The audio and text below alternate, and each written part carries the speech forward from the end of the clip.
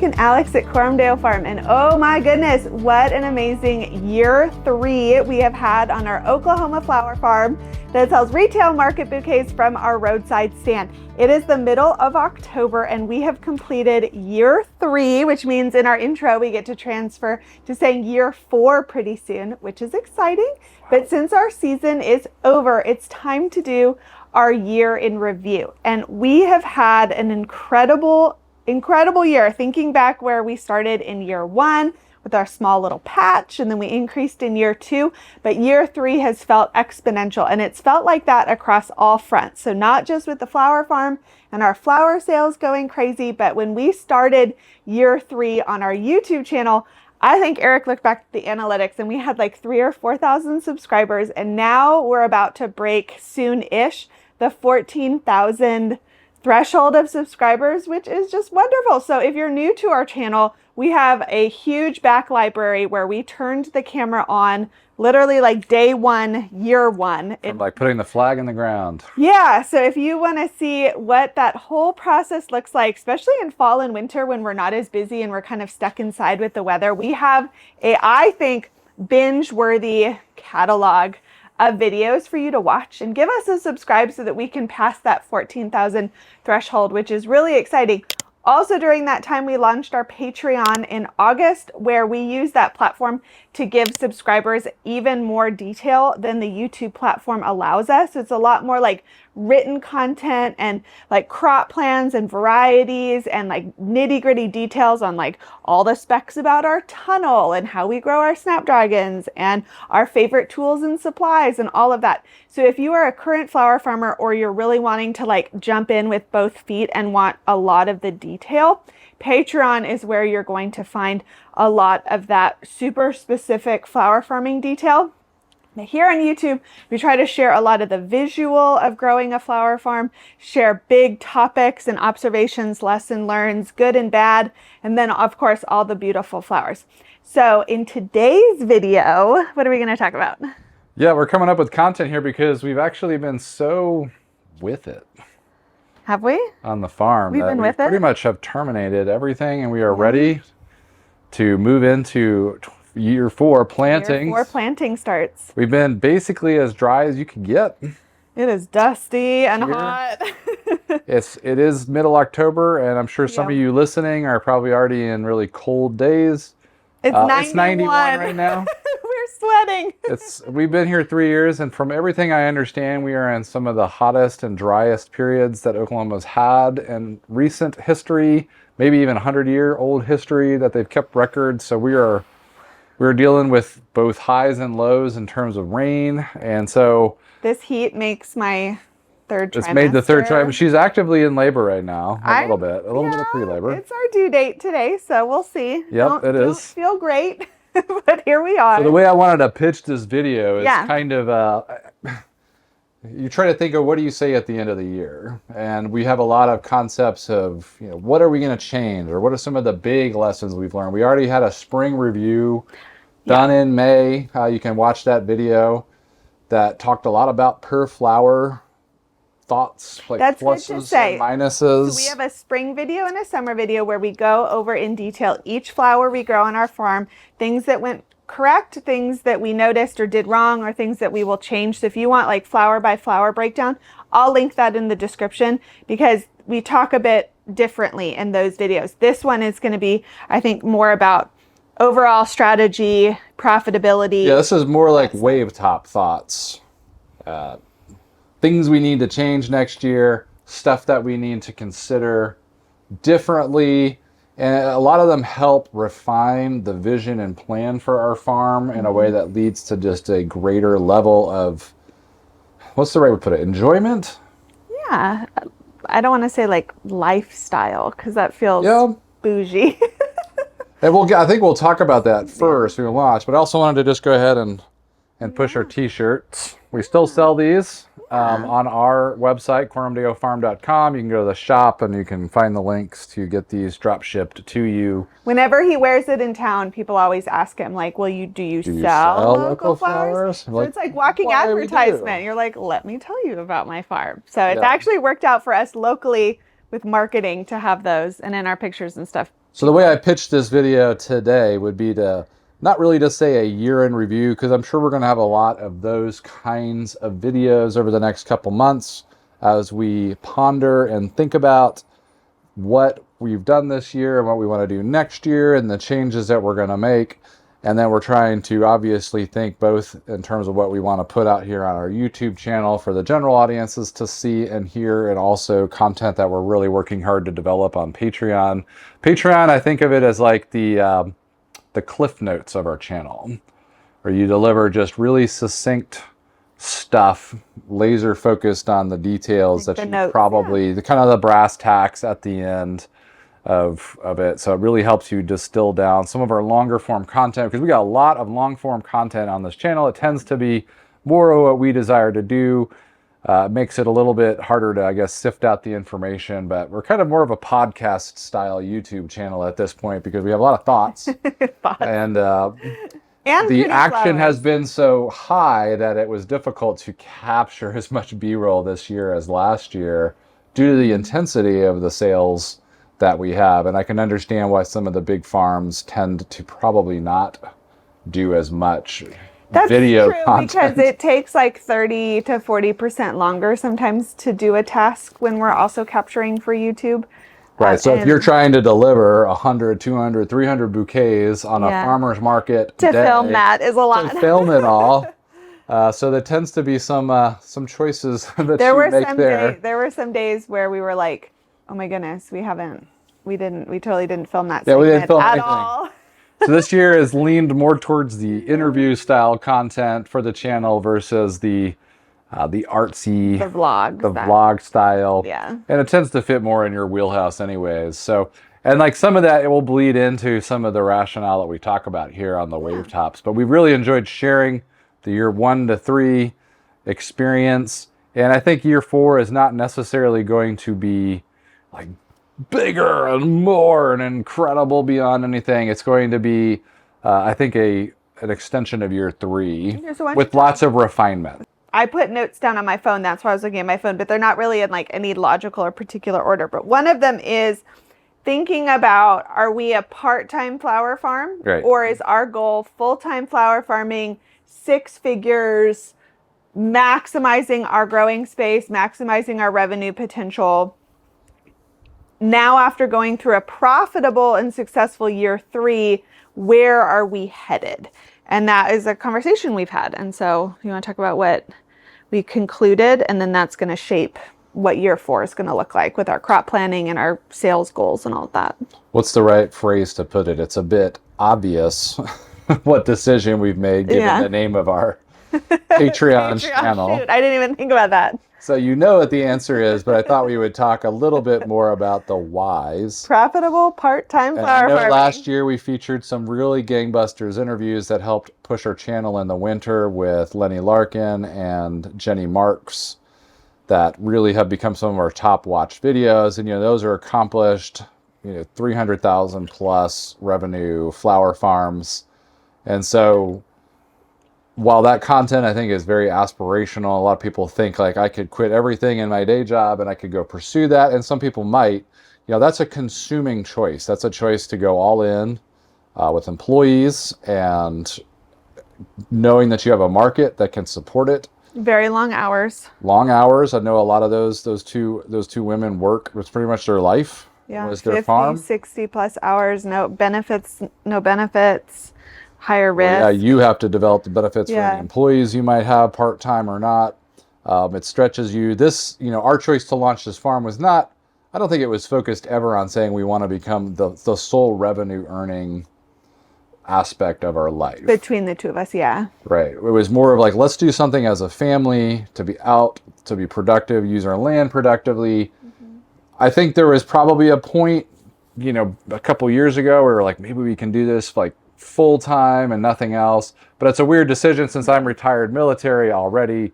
Like the full-time thing is kind of a weird question financially anyways to begin with. It was always going to be something more supplemental on top of that if it became something where I didn't work another job in this. But I think the decision we made this year was to just say, I think a lot of people out there aren't really pursuing the full-time flower farm gig. Or haven't experienced yet what that reality really means, and they will also conclude that that's too much. I think they might be on a similar arc to us, is be like experimental. You put your toe in the water, you get waist deep, and then you kind of realize what it might take to actually go further in terms of the markets you're going to have to reach and get to, and the places you're going to have to go to distribute your flowers. Especially if you and have where kids. You may even live. In kids, general, yeah, you've got kids and schooling concerns or whatever the case might be. I think a lot of people are trying to say, can I do this gig profitably that brings in, $10, $20, $30,000 of revenue or of profit. Profit, yeah, not revenue, profit.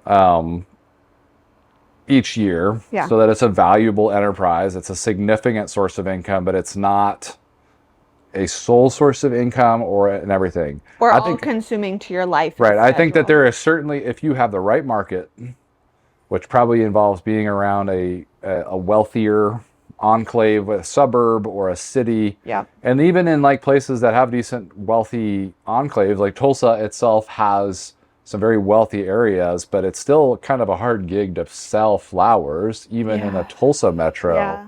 So, and Jenny and Lenny, they both live very big population centers, like multi-million count cities. Although I don't know where Lenny now lives, but I guess she's closer to Portland. She's outside of Portland, yeah. So, Portland's a big city. Jenny is in a very bougie, wealthy, like vacation area. Right, which is why her subscriptions do so well, especially in the summer, is just people that have so if your market analysis says, hey, I could potentially, there's not enough competitors, it's a big enough city where you could really have a high ceiling, I think you should be just very cognizant of it. For us here, we're in a smaller town outside of Tulsa.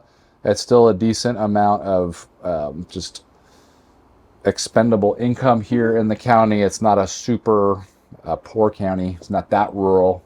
So this area is kind of a nicer area northeast of Tulsa. And so that market has a lot of potential. And that's why I think we've had the success we've had from a roadside stand. Plus, we're off of a famous road, Route 66, within about 1 mile. So it's not a backwater location. It's truly some factors that help us. But I do think for us to go towards six figures would require us distributing at a different location or multiple locations, or getting into farmers markets, or trying to come up with like maybe downtown Claremore, which I'm not saying we won't explore some of those options, but the more of those things you add, the more labor you require.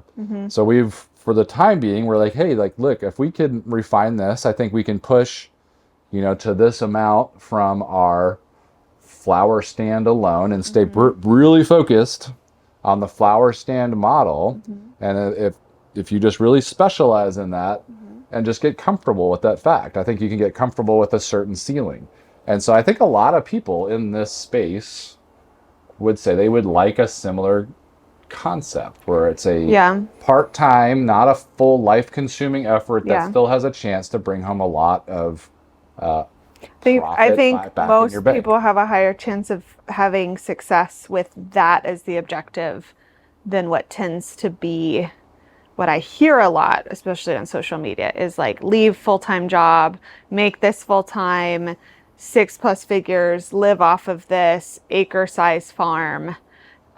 From our own experience of what it's taken us labor, time-wise, expense-wise, to get to where we're at, to think of that next leap like you're talking about, I think many maybe don't quite grasp that reality. And that doesn't mean that that's everyone. Obviously, like you said, there are factors where that becomes very possible for some people. But I think a lot of families watch us. I think a lot of moms watch us, or they have younger kids at home and stuff. And so that's our life, and those are our constraints and factors in setting our goals and the path that we're headed, which is which we've done this year, profitable part-time flower farm, and keeping that going is what we're focused on. I think we'll hit higher sales next year, but not, like 50% more than this year, like the exponential growth goal. It's more of like, this is where we'd like to generally keep our expenses at. This is what the sales we would like, so we know our profit.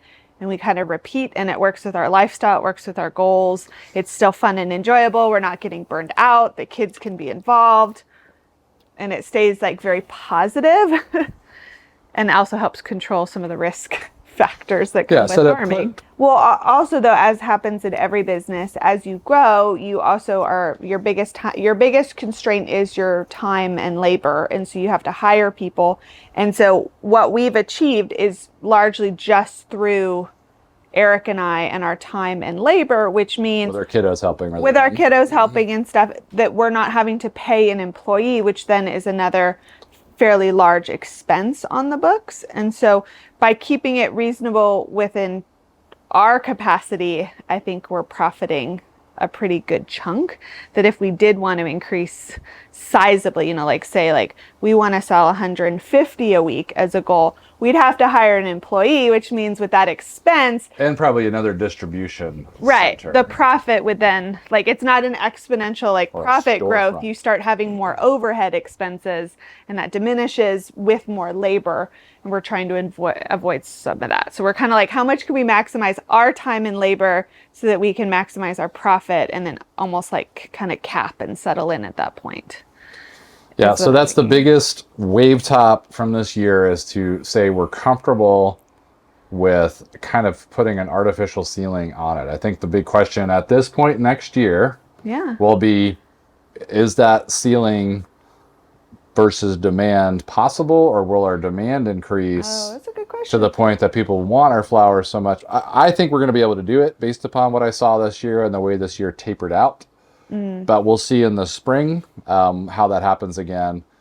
So that leads probably to... Yeah, go to the next one. You've led right into it. Well, what was it? I forgot exactly. Just how spring is like. Oh, yeah. It's banana The big pants. wave top is spring. Yeah. Especially here in Oklahoma. So we're about 2 months shifted left from most people out, as you go north in the zones. We get started really hot in March, like late March, mid-March, late March, somewhere in there, and it's like the tulips hit simultaneously. They're just all popping off. Our tulip season is like 2.5 weeks. Yeah. They just move really fast. Like, we can get beautiful tulips here without a doubt. It's been 2 years of them, and they're beautiful. Obviously, we had our issues this year, but I'm not really want to talk about that. You can watch the growing video. We already talked about soil issues, and we've got big soil changes coming with stuff we're learning there. I think that probably will be That'd be a good video. It won't be that good, but it's video. It's an important video. Yeah. I'll probably have to redo some of the information in my clay to gold video to talk a little bit about details on compost and soil, because I think there's a lot of I wouldn't call them bad actors. That's a good winter video, because a lot of people will do compost in the spring, and so it can be like prep them for those decisions. Yeah, I'm doing compost in the fall. We're doing our tilling in the fall, largely because most produce farms will do spring. Most veggie farms will do stuff in the spring. Flower farms, you have to get stuff in the ground to overwinter. So you got a lot of soils you got to bring in and do bed prep and get them ready for what is the most lucrative part of flower farming, which is spring flowers. So Oklahoma tends to be mild winters. We get some cold snaps in there that can be brutally cold. We don't tend to get a lot of snow here. It's really quite pleasant. I mean, one of the reasons we chose to move here to the high plains was because its winters were very mild while still getting to feel some aspects of winter, some really cold burr days and a few snowstorms here and there. But a lot of times our winters can have a day in the 70s and then a day in the 20s. And they can be right next to each other. So it's a very roller coastery winter. And for flowers, that's a bit challenging. But we did it last year. Yeah. And we had beautiful ranunculus and beautiful anemones. So, but spring was gangbusters. I mean, it was... let's give... A lot of you have watched our spring videos, which I just think are really fun and exciting because spring flowers are so beautiful. But as like you said, a snapshot, real data, we, like our first 3 weekends that we were open in spring, so end of March and then 2 weeks in April, we were open for maximum an hour and a half and sold, I think one of the days was like 180 bouquets in that hour and a half, and we had no more. We sold everything in our cooler, everything that was ready. And so we like opened at 9, closed at 10:15, 10:30, into the 100 plus bouquets, and we could have been open all day and probably sold another 75 plus. Right. We just didn't have the product, so that makes us excited for next year. Right. So the big wave top lesson though is from this year. So we'll give a wave top view. Okay. Summer was like, and it's part of that is Oklahoma gets really hot. Yeah. And really dry and really bug prone, and people around here in their culture is a lot of vacations, a lot of go-aways. Go to the lake is a big. This isn't like a come-to place for your vacation. You're going to go to the lake, you're going to go to the mountains and like the Ozarks. Or just like stay inside in your AC. Or, yeah, you're just going to stay inside because it's hot as heck. Yeah. And so our summer bouquets just were every week was like a tip down, to the point where by the end of July, we were probably trying to sell 20 to 25 bouquets. Yeah, we were like, whoa, this is awful. So like this place, I think with it just totally like by the fly, what's the phrase? By the seat of your pants. Seat of my pants. Fly by your pants. By the fly of my pants. That sounds really terrible. Please do not. I would say it's 75% of our revenue came before the end of May. Yeah. June was decent. No, June was great compared to July and thereafter. And then August we just stopped. And then September we would like to forget about. So for our potential, it seems largely going to be driven by... Yeah. Now, granted, we have to caveat all this, which is something I'm just going to audible this for you as a wave top thing. Okay. When we say we're selling 20 a week, that was in addition to our subscriber account. Oh, yeah. We always forget that we pre-sold two summer subscriptions of 4 weeks each. Yep, and there were about 30. That were about 30 each, June and July. So we were producing like 50 plus a week. So what we learned is we need to continue to concentrate our focus on spring crops and hitting those demands, and honestly probably like working crazy hard in the big flurry of the 8 to 10 weeks of spring, and then not overplant our summer crops and kind of hit that lower demand, and then overall reach our sales goals. And it's not going to be an evenly distributed sales number and labor. It's going to be like crazy pants on fire for a couple months, and then like a slow trickle, and then we're done, but we hit our numbers and we're super happy. And yeah, spring was like 125 a week if I averaged, and then you take the 2 big days of Mother's Day and Easter and kind of smooth those into the others. We still had a lot of banger spring days beyond those, selling redunculous. Summer, like I'd said there that we're struggling to sell 20 that week, but that was in addition to 25. So CSAs, do you want to talk about CSAs? Yeah, so wave tops on that? We're blending so nicely. Our waves are blending so nicely here. So we launched subscriptions this year. We launched a 4-week June subscription and then a 4-week July subscription. Pickup was on Wednesday. It was $120, so that averages to pretty much a $30 bouquet. And I largely did not make the bouquets much bigger. I think maybe one more stem than our $25 bouquet. How do you feel about CSAs? If that.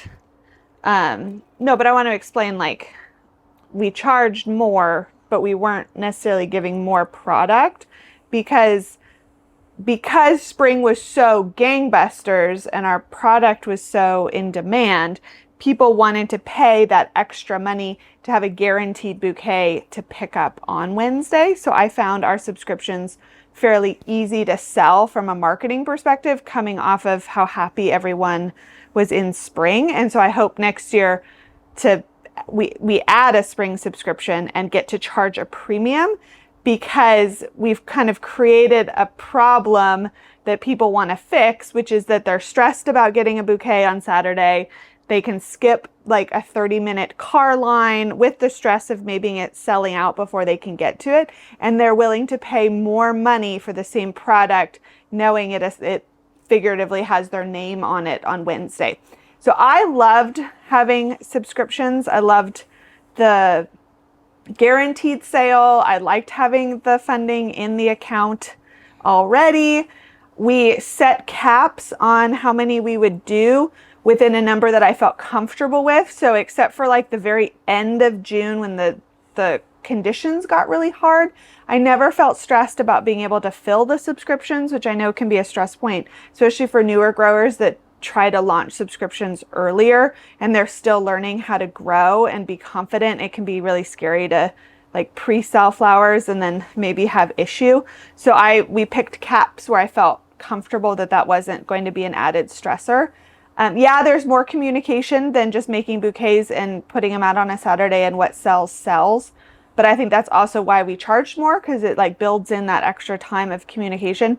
But I have largely only positives to say about subscriptions. I mean, we had, I like them. Eric doesn't like them. I like them. I didn't love we had more people not pick up their bouquet than I It was a surprising number of no-shows. No-shows, but we also didn't really get... So the very first subscription pickup, so like the first week of June, it was a bit of a mess, which kind of makes sense. And so I did a bit of a grace period, and I was like, you can come pick up your bouquet the next day on Thursday, because there was like 7 people. So we did that, but then I didn't do that again. And thereafter, I only had one complaint that I had to deal with. Largely, if people didn't come, I never heard from them. So it's not like I was in this constant battle of having to refund people or argue or like deal with that customer relation tension. It just, obviously we cut the flowers, so they came out of the field.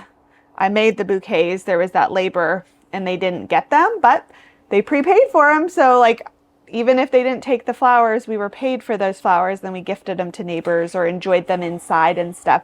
So I'm pro subscription with an asterisk on how I think it can be done well. And I do want to make a winter video kind of about I think you should do a whole CSA video. Because CSAs can be very unprofitable and they can be very stressful.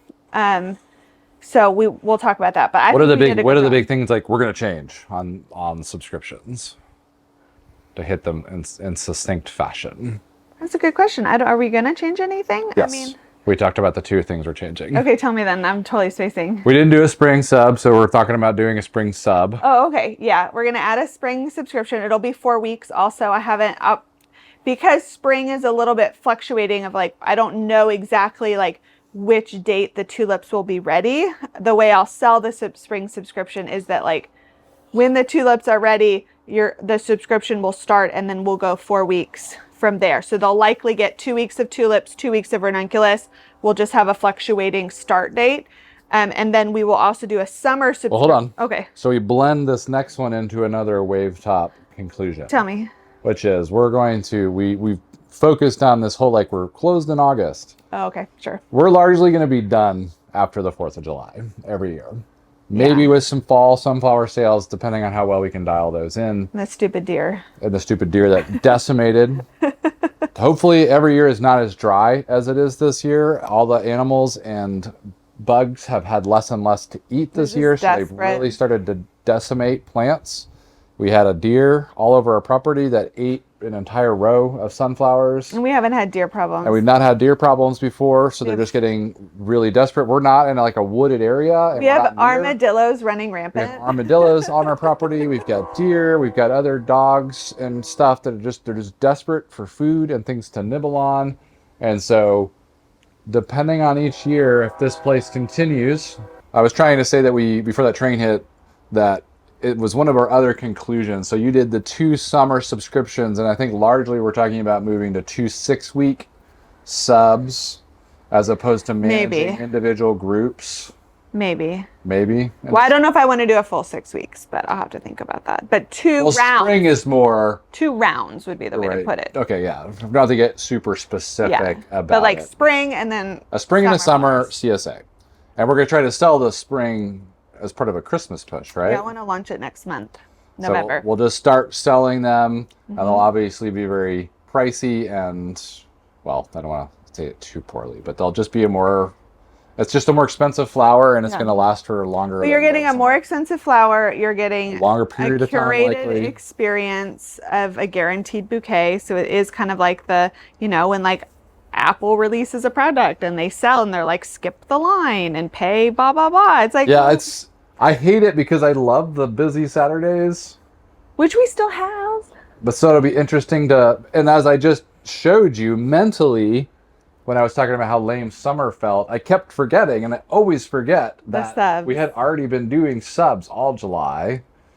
And so... Yeah, because last year, our biggest... In my brain, I stopped computing that, oh yeah, we're still pushing 50 a week or more all July. Yeah, because last year, our biggest sale day was 65 in a day, and then that was our average. And our lamest was 50 this week. Or this year as July dragged. I mean, I think September was our lamest with the sunflowers, but that's a whole other problem with the September sunflowers. A whole other problem. It's a whole other area of interesting. And we just thought, if you're making, 90% of your revenue, 95 before July 4th, this whole fight thereafter. Just cut it. Go on vacation. So this is some of the stuff we're trying to convey of just, if you're not going for maximizing and heading towards six-figure flower farming and really going to go all in, there's a level of just, you're going to get what you get from your operation. Right. It's like there's a balance between saying I'm going to infinitely grow and saying I don't need to infinitely grow. What I'm trying to do is get my expenses under control and try to build the bubble of actual profit on that amount each year and really dial that in so that maybe it becomes a reliable source of additional income to whatever other sources of income you might have. Yeah. That's where we're at. And I just said to her, not be miserable in those conditions. Like we want to enjoy this. We want to do the work. It's going to be, you're going to start dialing it in. And I know there's flower farms that are entirely like, we're spring only. A lot of flower farms just focus on spring and specialize in it. And then they're like, we're not fighting this summer. The only reason that we're doing it largely is to keep the Facebook channel going with content. Marketing is a little harder. It's more of a marketing thing. But maybe as time goes on, our marketing lift can kind of go down simply because we'll have established. You want to move towards like a big subscription-based farm and less on-demand. I just love the on-demand. I don't know if it's a YouTube aesthetic thing. I still think it's going to be crazy on the Saturdays because we do have people that will come and buy like 3 or 4 bouquets. That's true. There'll always be the multiple. So they might be like, I have mine. I have a guaranteed, but I still want to go out and grab 5 or 6 and go on that experience for beautiful flowers. Yeah. And you're not going to find a whole lot of experience. And I'm not going to sell like 100. It's just going to be interesting because, like I said, summer already kind of bifurcated it to the degree that our on-demand sales on Saturday looked really pathetic. But it's obviously going to change it in the spring. Gotta find it. But you want to move towards subs. I just love the on-demand, first come, first serve. Maybe we'll do a battle video in the spring of subs versus stand So that's changed us to do the CSA twice, not 3 times or 4 times, or to really subdivide it. But we'll do a whole CSA specific video. But subs were positive. A big lesson learned and change for next year. What's another lesson learned and change that I talked about? So we could combine this. We have 2 more left. We can combine these though. Talking about May, early, like Mother's Day and early May being our hardest month to source flowers that we grow, and the challenge we're learning about peonies. So a lot of the northern flower farms in a different zone, like their Mother's Day is, I think it's quote easy for them to supply. Because they have ranunculus and maybe even some tulips still in their coolers. Our Mother's Day, it's like ranunculus are done, tulips are gone, and no summer flowers are going yet. So we were hoping to really fill that gap with peonies. And as it stands right now, the big change, again, we're not trying to be a full-time gig or say like 100% of our crop needs to be grown by us. Right. We're not going to really focus and try to cultivate the peony nonsense. Do you want to explain? So why? I don't know. So those of you that sell peonies, I'd love to know what you do. They are here in Oklahoma. Not if you live in like Wisconsin, because we don't have experience here in Oklahoma. Oklahoma's a huge amount of grass and weed pressure, more so than I think northern climates deal with, like a significant amount of grass and Well, weed that's pressure. why we have like half of Oklahoma is cattle ranch. Right. It's very much a grass climate. There's a lot of grass and weed seed. We're in a very non-forested location, so that we're right in pasture. So all that seed is constantly blowing in. And so we planted this beautiful peony field, put it right there as a jewel. We were so optimistic. In the middle of our. So optimistic. And then like it was like 2 weeks of enjoying it until we realized it's got a huge low spot that was just flooding and killing everything. So we started to lose probably 40% of our crop. Maybe not that much. Oh yeah, no, it's easily 40% just by water alone. Okay. And then like, we started to see the grasses grow. We did the fabric with the big, 2 or 1 foot rings. Grows peonies. We didn't do anything weird. We didn't. We did standard practice. Standard practice to build this peony field.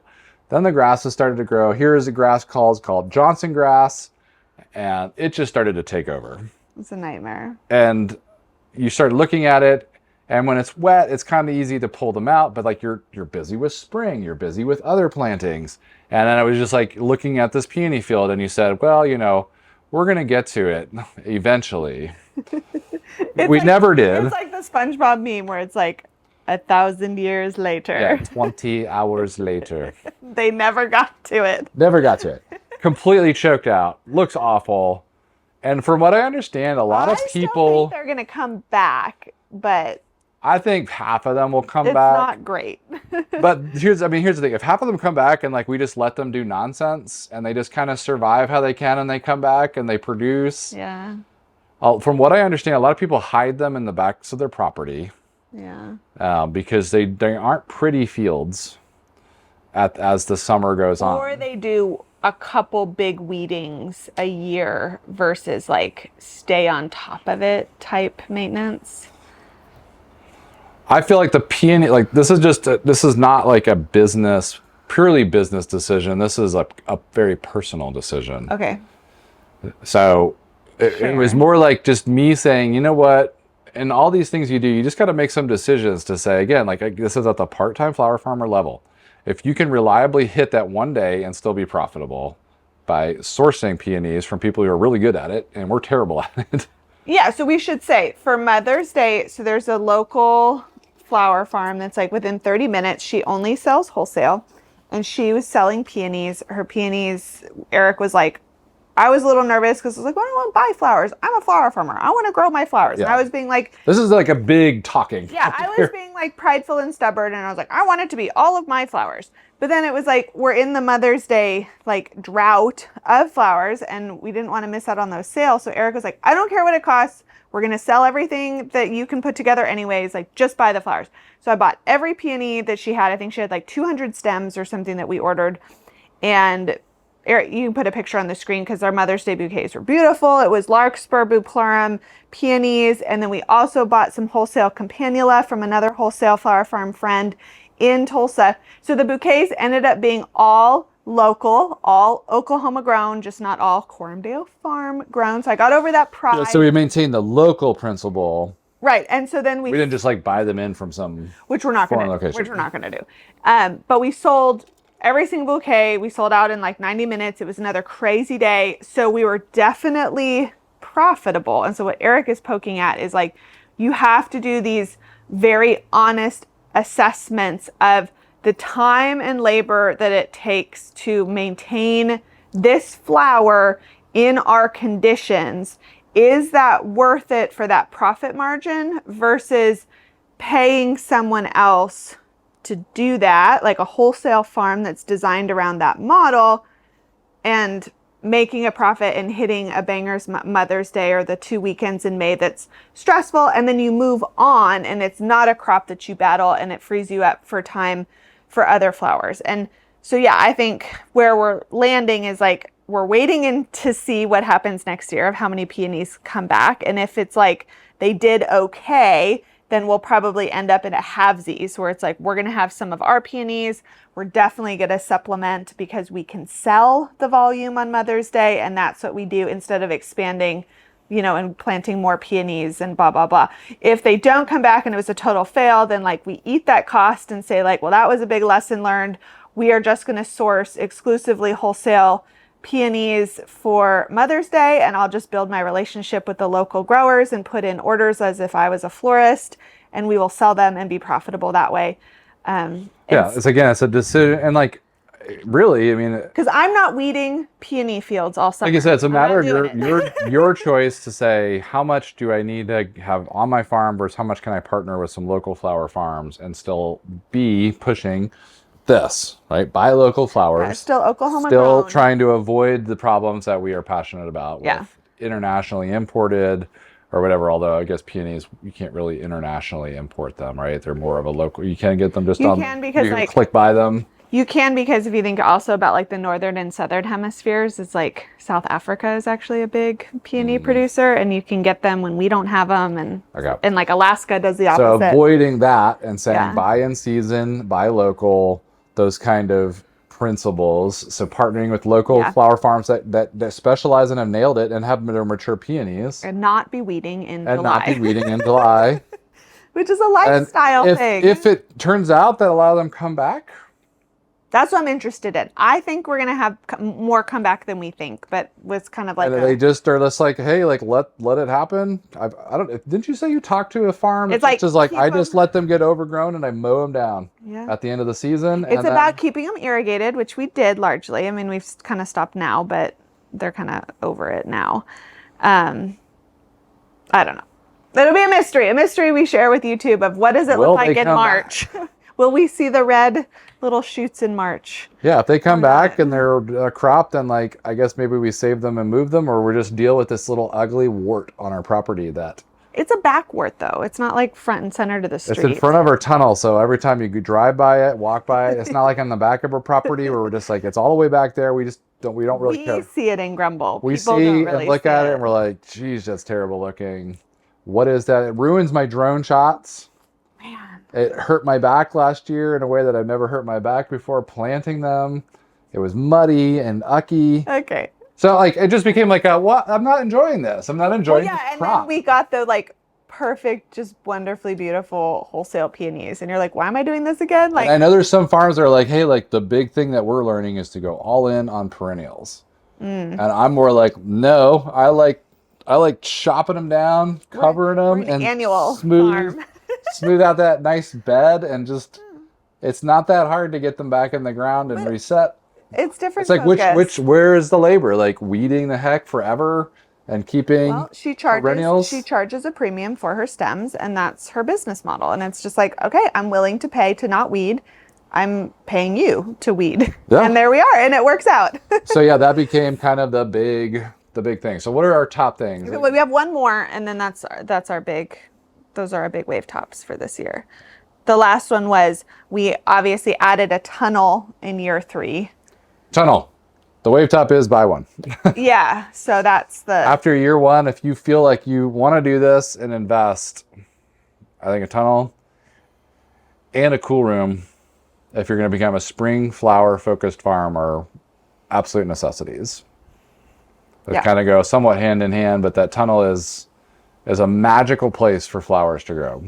Yeah, the tunnel worked out wonderfully. It more than paid for itself. It made for the reason spring was so great. I don't think the flowers would have been as great quality, and it would have been such higher labor overwintering those same flowers in a low tunnel field sort of setup. The tunnel was wonderful. We learned lessons. We were going to build a whole other one.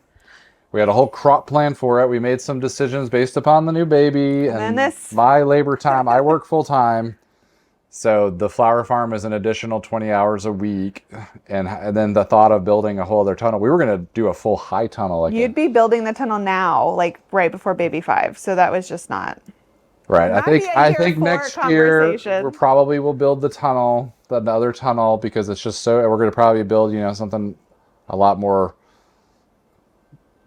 What's the right phrase? I don't know if we're going to do a full high tunnel just because those are huge and I think it would look weird on our property, but I think we're going to build, fancier, what Farmer's Friend sells a Haven high tunnel, which has got the nice roll up sides, and it's a nicer structure in terms of how it's built and its longevity. So I think we'll probably end up building something like that, but that'll be next week. But it's just, they're so nice. They're so even here in our heat, they're just... The flowers were just top quality. And so it was just great. We learned lessons. Obviously, you have tunnel growing is tricky and things can go wrong and there's always lessons. There's a long-term soil health problem with tunnels that we're going to probably battle in a couple years that we're going to have to figure out, but we'll see how all that goes. But yeah, that was the big wave top. It's not really something we're going to change, although we did realize that the center of the tunnel is the premium bed inside the tunnel, so the big change would be like you put your premium ranunculus in the middle of the tunnel. The reason being it had the least stressful conditions because it didn't get as much cold drift on the edges. Microclimate. Microclimate. It was easier to harvest because you obviously can go on both sides, and then the way, when the sun is going and when the sun is setting and like the direct sun comes through, it's like you're dealing with like cold drift and then a little bit of overheat, but the center was just like always perfectly diluted and happy. Yeah, we planted all ranunculus on an edge row with how we built it, just not being experienced with tunnels. And I remember Jenny was like, "You're using those center beds, right?" And we were like, "What?" And then we learned in here. You had texted Jenny, and she was talking about the center row. Center row is as like the premium row, the center, the edge. You want to put tougher things on the edges, and then the stuff you really want to baby maximize in the center. So that's changing in our crop plan and stuff. But so like we're talking. The only other big change is like you're going to have one flower next year. We're probably going to really de-emphasize zinnias next year. We kind of already talked about that. Like there's lots more we could say. We'll talk about crop plan stuff. Yeah. Change this if you're going to be a flower farmer.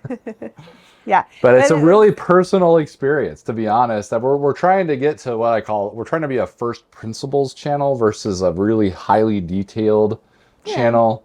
We're not trying to tell you. Patreon's the like hyper details. No, but like it's still a first principles. Like from the get-go, we've always been like less products. Yeah.